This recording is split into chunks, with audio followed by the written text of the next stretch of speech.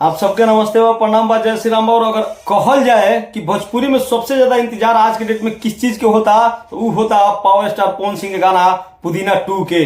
जब भी पवन भैया के गाना आवेला लोग इंतजार करेलन, लोग एकदम बेचैन रहलन। और बहुत जल्द आप लोग के सुने के मिली, कहाँ मिली? वेब म्यूजिक पे।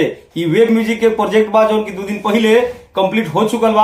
आप लोग थोड़ा बहुत क्लिप देख ले हो जहां पवन भैया केक काट के आगे हाथ में केक लेके आगे करत रहन, लेकिन वो केक खाए वाला केहू नहीं रहा तो केक काटत रहन अपन उनका सबसे प्यारा मित्र और सबसे घनिष्ठ मित्र दिनेश सिंह के जन्मदिन रहेला। वो दिन जब पुदीना 2 के शूटिंग कंप्लीट होइल बा वो दिन केक काट के और दिनेश भैया के खियावलन, लेकिन दिनेश भैया रहेला ना, यही से देख ले आगे केहू ना रहेला, लेकिन केक आगे करेलन।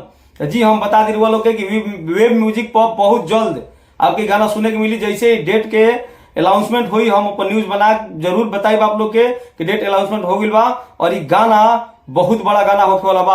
आप सबके पता बा पुदीना जब आई रहे तो लोग को है कि कोई गाना आई बा, लेकिन वो आज के डेट में भोजपुरी के सबसे बड़ा गाना बा।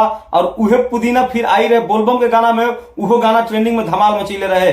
और ये गाना आप विश्वास करी कि अलग लुक में देखे के मिली, एक मतलब रूरल के एक अलग लेवल के ही गाना देखे के मिली। और बड़ी फनी गाना हुई, बड़ी इंटरटेनमेंट मिली है गाना में। तो जी हाँ, आप कितना लोग इंतजार करते हैं जा हमारा कमेंट बॉक्स में जरूर बताइए जा। हम तो बहुत बेसब्री से इंतजार करते नहीं।